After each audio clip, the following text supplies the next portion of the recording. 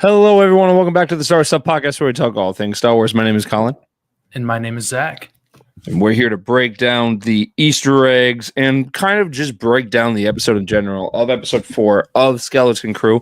How did you feel about this? About this episode? It kind of was not. I think a lot of people expected it to be. I enjoyed it. I loved that we pretty much got a whole episode that was kind of centric, like very themed around Neil, because I love Neil. He's fantastic. But how did you feel about the episode just all together? Yeah, no, I kind of feel the same way you did. Like it's same with I guess Neil being the center of attention, or the character you probably get the most growth out of in this episode. And I would say Jod, we get a little bit of growth out of Jod as well, because we see a little character development from him. But it was definitely, I can see how people might think it's filler, like, oh, you go to a planet for an episode and then you find another clue to go to the next place and you're gone by the end of the episode. I could see if people start calling it that. But I think overall what's most important to me is what I've noticed over the first 3 episodes. It captured a lot of joy that I had in my heart, and I still felt joyful watching this episode, and it made me happy to see these kids be on this adventure, and that's kind of all that mattered to me. And it definitely, I don't think it's my favorite so far out of the episodes we've seen, but I definitely wouldn't say it was disappointing in any way to me. I definitely liked how they carried the story forward and added some heart and all that stuff to the characters that we've been getting to know over these past few episodes. Yeah, I agree. I think it's only going to go uphill from here. I think the great thing about next week's episode is that Bryce Dallas Howard is the director for that one. And if you know your Star Wars show history, you know that she will. She's been the one that has brought in some big characters or like really big type of arc episodes. So just be prepared for something large to happen, or who knows. Yes, that would be cool. That would be really, really cool. But yeah, so let's dive in. Before we do, let's go and give a shout out to our Patreon members. We would not be doing this if it wasn't for you. We want to thank Darth Ace One, Liam McCallan, Chris Simpson, Kevin, Devin McCaffrey, Drew Peters, Zach Netzel, who's that guy? Maya Morris, Amaka Tutala, Adam Haber. Oh, we know him. Sorry if I pronounced your name. Sorry, bro. Brad Mackey, Frona King, Darth Beard, and Indiana Solo. Love Indiana Solo. Love that name. Cool name. Okay. Adam says hi. Whoa, I love these guys. Okay, at work, gotta go by. Honestly, Adam, I'm bummed you're not sacrificing more time at work to spend time with us. Come on, man. I'm kind of crushed, but no, thanks for tuning in, man. All right, so let's dive into it. So we dive into the episode of where they are, where they think they're back, but they're not. Did you think they were that they were actually back to the planet, or did you think it was? It's funny you say that, because at first glance I saw it. I'm like, there's no way they're back already. Yeah, like it looks believable to where this could be their home, but there's no way. That's kind of what my initial thought was when I saw the wide shot of the planet. What did you think? I didn't think it was. I was sitting next to my wife, and she was like, "There's no way that they're already back. There's no absolute way." So, yeah, I really didn't think so. I would have been surprised, because then it's like, where does the story go? Yep. And they end up landing on the ship. I don't know how I felt about this scene. So they end up walking off the ship, and they're kind of in this barren wasteland, and it doesn't even look like a Star Wars themed playground. It just looks like a real playground. And I think that's where I was just like, I don't know if I like that, because of that really just put like the realism in Star Wars. And I think you can do that to an extent, but when you do it like fully like this, I think that's pretty like, okay, so because it's an actual slide, it's an actual jungle gym. It's just like full out, and I was just like, okay, interesting. And the kids go off and explore, and then Smee has to watch Jod, and Jod is kind of like, okay, I don't want to fight the droid. I'll go. I'll go back on the ship. And then they, go and explore more. They're like going through her house, and they're all confused. And then they end up meeting these characters. I forget the main girl's name. Hannah. Yeah. And she just does unnecessary slides and like flips and stuff. Yeah, and it just was like, that's a lot of parkour. Who do you think would win in a fight between her and the like teenage leader for Infus Nest, if I'm remembering that right? Ooh. Well, she's got speeders and stuff, but yeah. And we'll definitely get to the culture about the planet here in a second, because it is really interesting. And then so we're on the ship. Jod's going through stuff, and then SM-33 like is saying thief, and then we get the line of can't say I remember no at Aden. That can be taken in many different ways, right? So it can be taken in the way of like, he can't remember, but then later, like, of just the way he keeps saying it, and especially when he does say it, you like see his memory banks are like working and smoke is coming out of it. So that line, I can't say I remember no at Aden. It's not that he can't remember it, it's that he can't say it. Grammar's important here. Yes. So comma. Yeah. So I like how they kind of put that in. And it kind of makes you think throughout the show. But when Jod's looking around, he finds these Republic credits that Wem had on the pirate, not the planet, the port, that was definitely highly sought after over there. And while he's looking for these credits, he pulls up a hollow puck of like the circus from the holiday special. That was played in Neil's house earlier, which I thought was cool. When it first lit up, part of me thought that it was Smee's other eye. But then it's a little bit bigger, and then it started projecting a hologram. Like, oh, okay, that's a little bit different. But I do like how they're paying respect to the holiday special here a lot. Yeah, I also love how they are just taking that on the go. So it's just like, oh, I'm bored here. You know what? I'm gonna watch this. So would you say that's like the equivalent of a kid taking a movie with them when you like leave the house to go to like a friend's house or go on vacation or on a road trip in the minivan? You're watching, I don't know. I watched Attack of the Clones in my minivan all the time when I was little. I vividly remember that. But what if that's Neil's way of like, hey, I'm taking the movie with me that I like, or something that's funny. That same kind of mindset, I guess. That's kind of how I thought about it. Yeah, no, I mean, I could definitely see that. I think it's an interesting choice, but I mean, hey, you know what? It's it's fine. So we then cut to them seeing the enemy, and they're going through, and most of the troopers look like they're wearing of their brigade, it looks like they're wearing mud trooper helmets that we first saw in Solo, and we've seen a very similar helmet worn by General Veers. It's not confirmed if these are these things, but they look very similar. The first two kids that show up, I think the older girl, Hannah, she has like the mud trooper helmet. I'm trying to remember the name of the second kid who comes up, but he's looked like he's wearing the helmet from one of the troopers that like Cal Kestis fights in Fallen Order that have like the Magna Guard staff. Their name's escaping me right now, but that's what that helmet looked like to me. Yeah.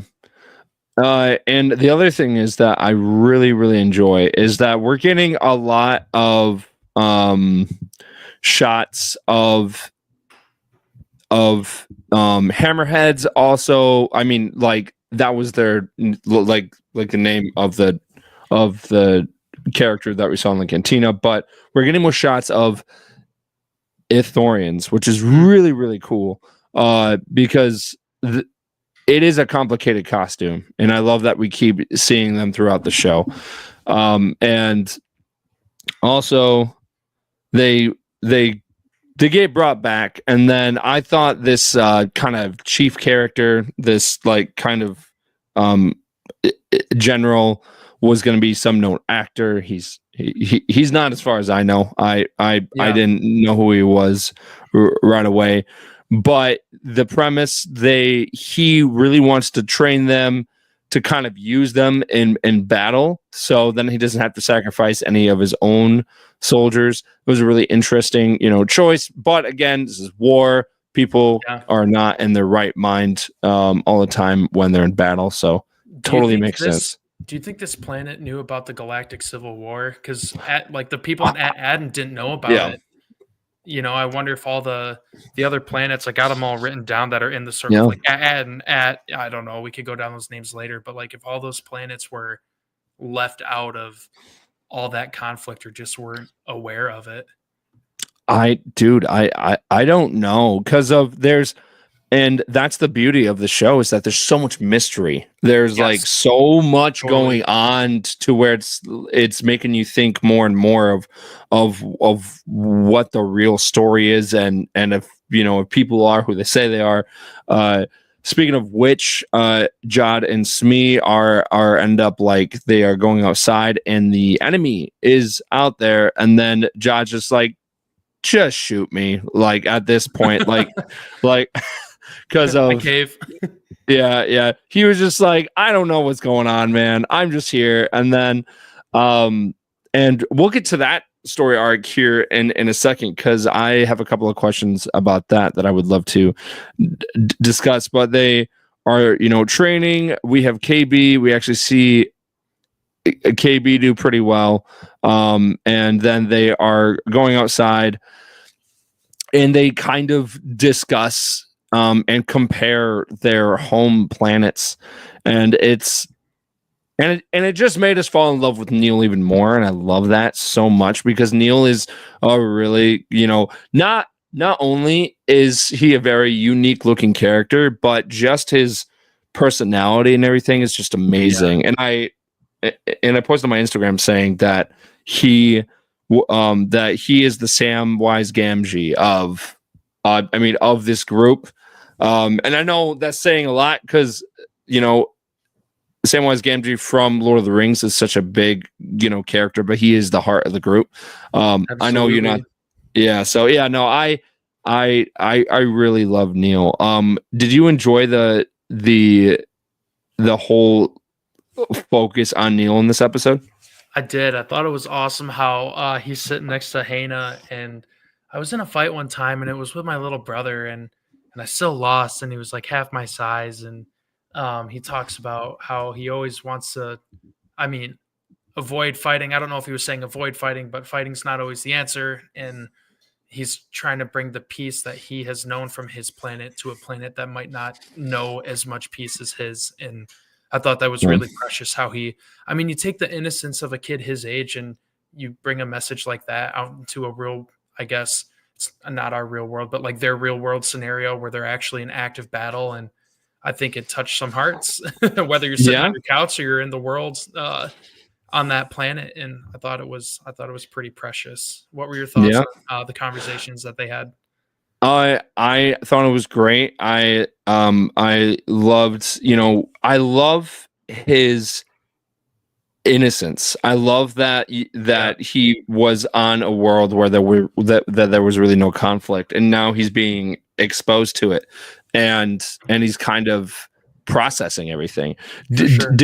Did you also notice that there is no one of Neil's species on this planet, which is interesting because this planet is pretty much of a clone of a bunch of other planets. So where is the species? Why is there none of his species here? And we might find that out in the next episode. But it'd be so cool if we find out what his species is called at some point throughout the show. And maybe it's going to be another mystery species. I doubt it, but I'm excited to find out. I'm sure you're 10 times more excited to find out than I am, but yes, I am.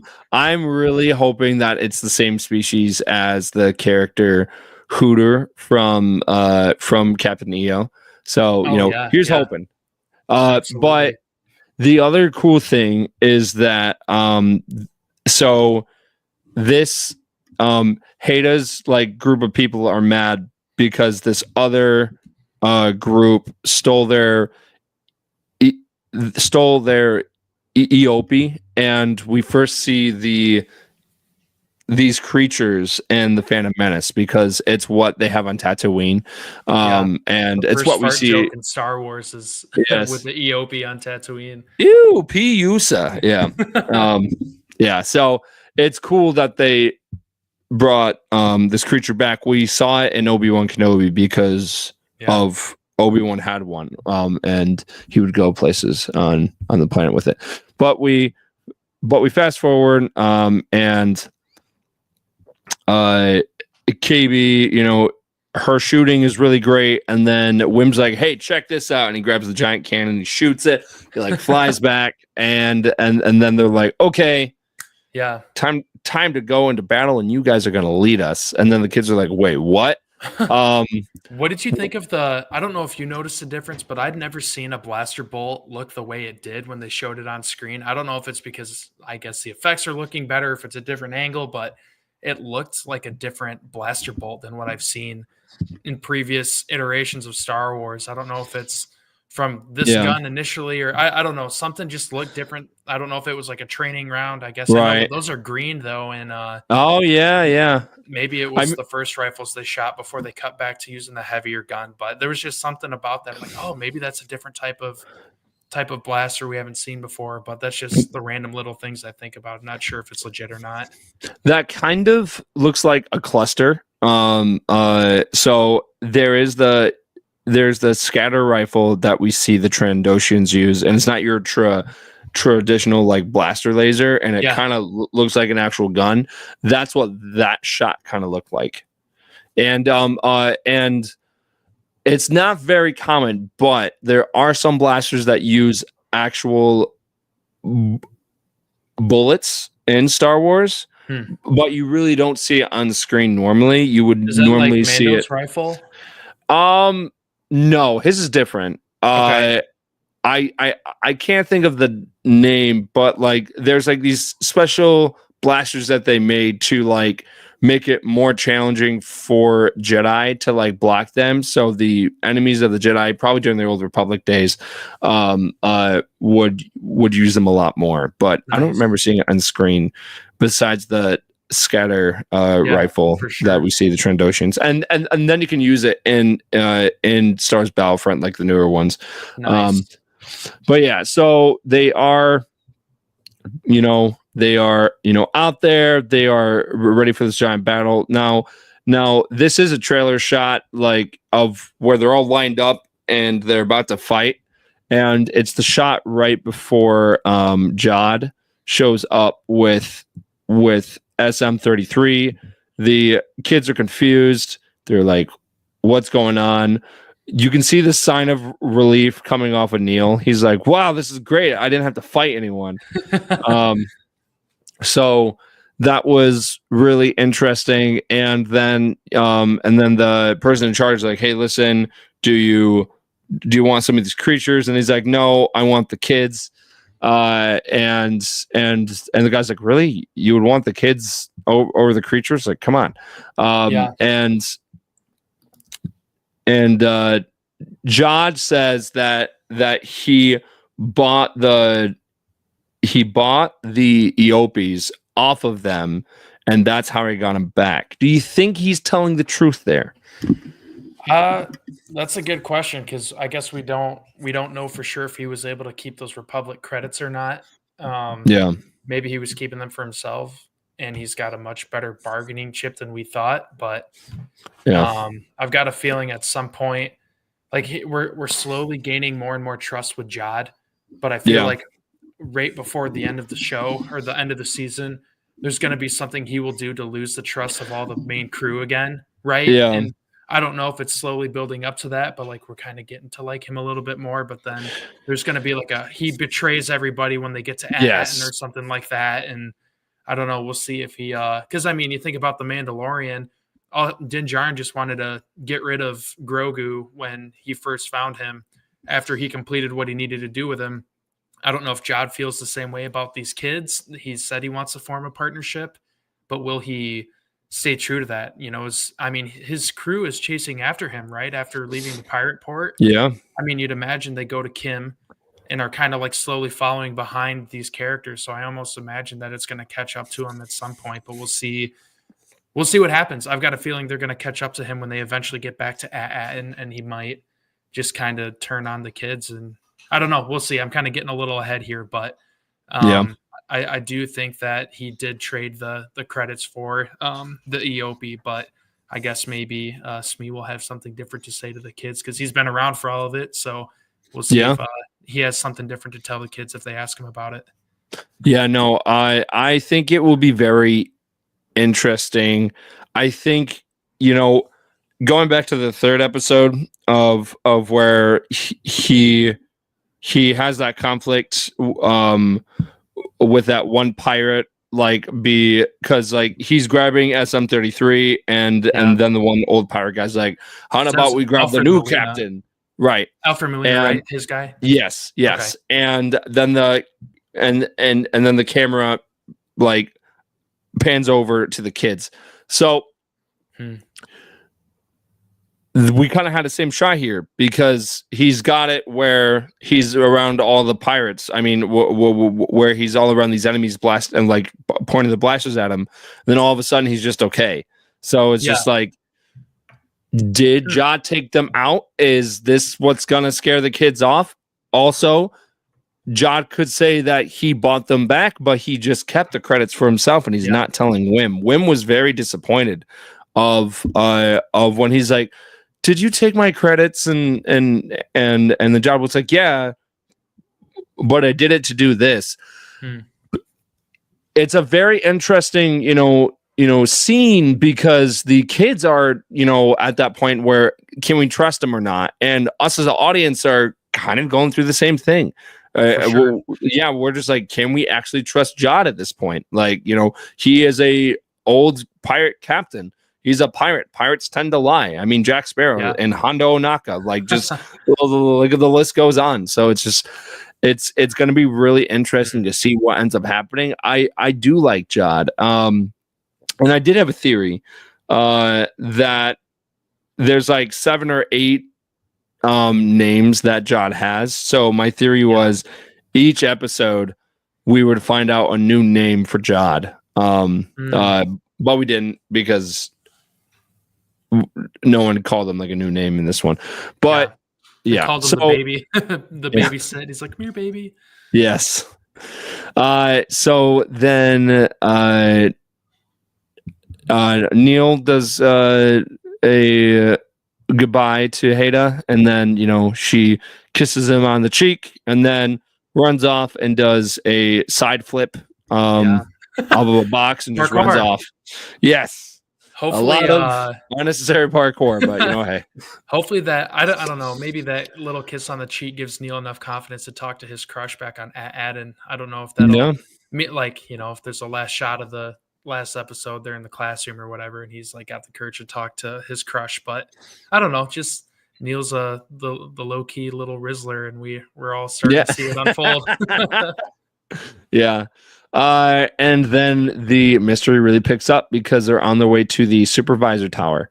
And this is where the supervisor tower in this planet, and it's just but who's the actual supervisor on the current planet? What's going on there? Do you think that was the headless guy, the headless statue? Oh yeah. That has to be it because of there's a statue of what on at Aden where it looks very similar, except it's a statue of a woman, but we don't know. I don't know if that is the supervisor, but that kind of had the same type of vibe to me. What do you think if the supervisor was almost like Oz in the Wizard of Oz? I was about to say that would be really interesting. So in the Clone Wars, they actually did an episode of where R2 and 3PO go off on their own adventure, and they go on this one planet of where it is a Wizard of Oz situation of where they've got this like, kind of alien just screaming at its subjects. And then R2 goes over and he like goes in this doorway and it's a bunch of pit droids that are just running the entire operation. So I don't think they'll do that, but they have done something very similar to that. Absolutely. Yep. And then we have, the scene where kind of Fern is doubting herself as a leader and Wim kind of goes over. And I think this was a big moment for Wim because this entire time Wim has just been like, as soon as they got to this planet, he was bummed. He was like, oh man, the adventure is done. This is dumb.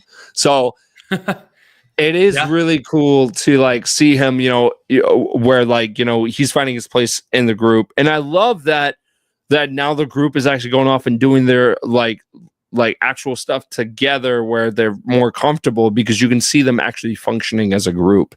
Even in the scene with Jod too. So it is cool. But Fern is doubting herself as a leader and Wim comes in and kind of gives her the pep talk and then gives her the idea that droids memories can be overridden by saying certain things, and then that triggers SM33 because he tells him some of the truth, but then he says the captain also said if someone does override me and someone comes snooping around asking questions that I am supposed to take them out. So he then gets into like this kind of build stance and builds up.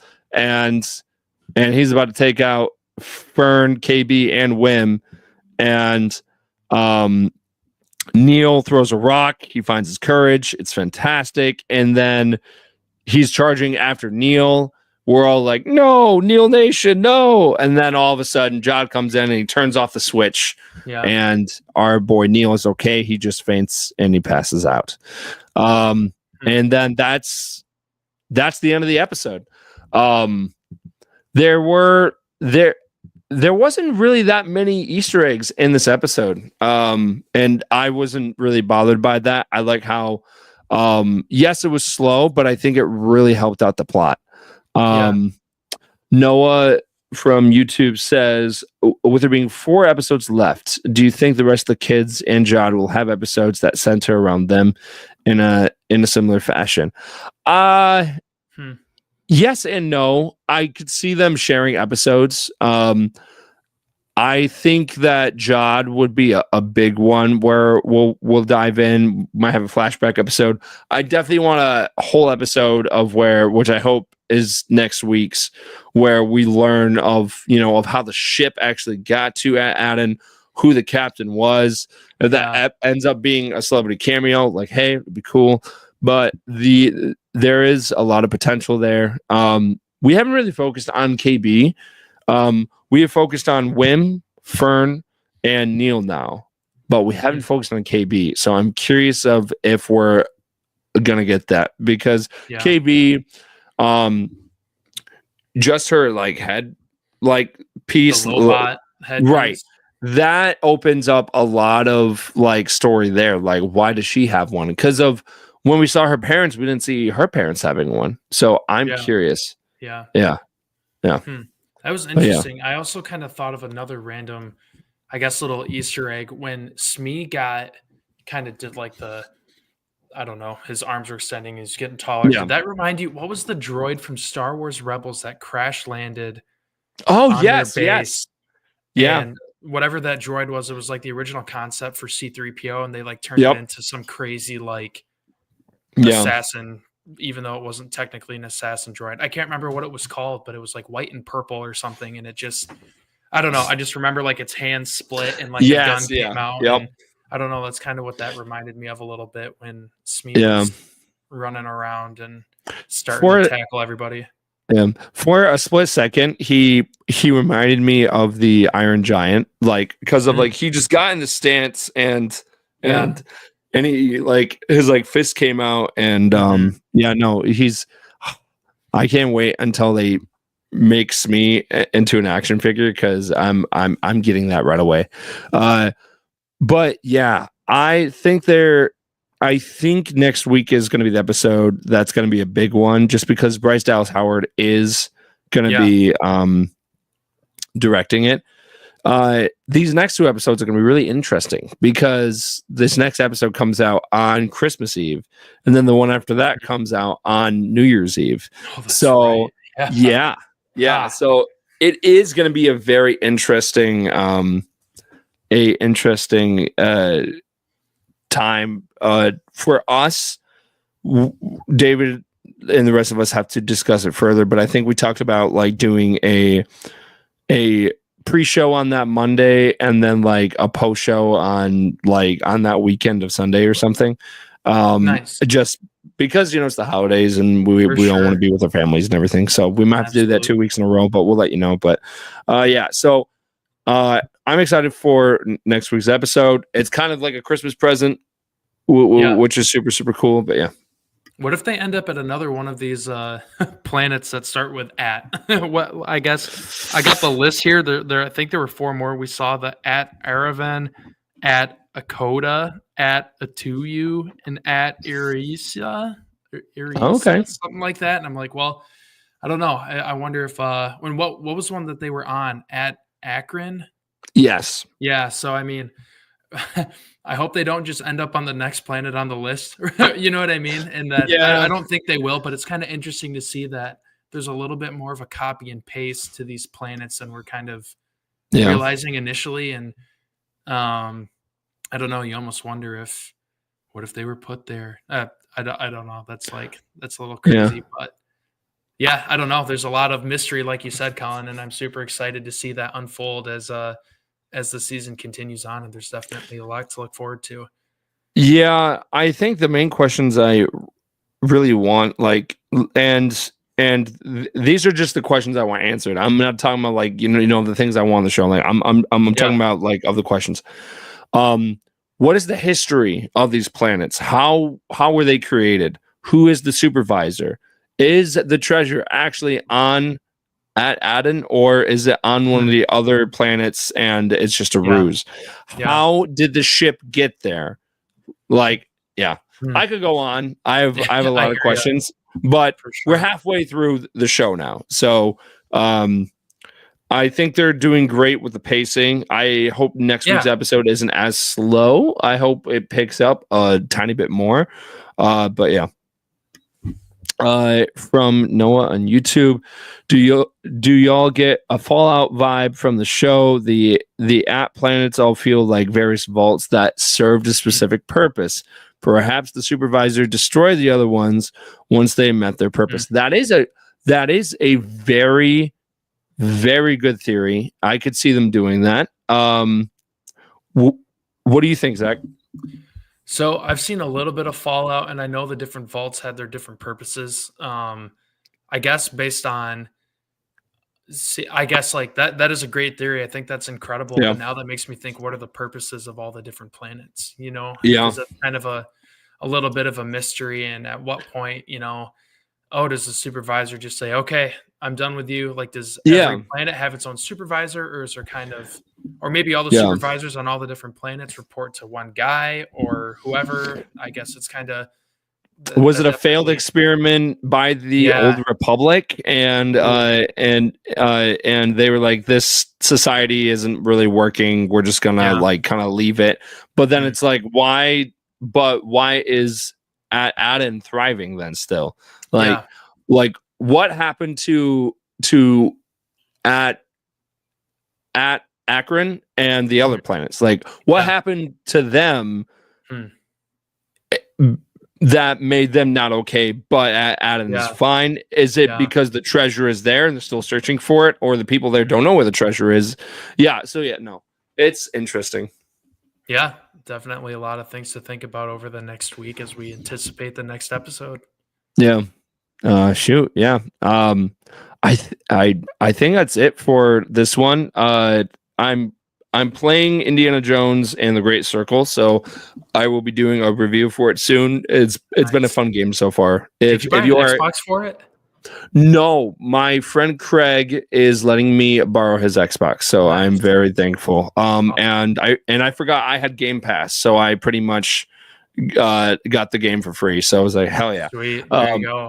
Yep. So I am very excited about more stuff with Indiana Jones. I hope this isn't the last of these types of games, because it really does add to the character and the plot and everything. But yeah. Awesome.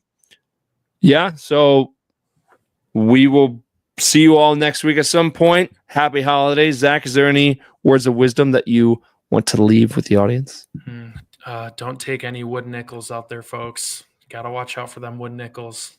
Have you ever heard that before? No. What? Don't take anything fake. But don't take any wood nickels, guys. That's my random anecdote / words of wisdom for the next There you go. There you go. With that being said, may the force be with you always.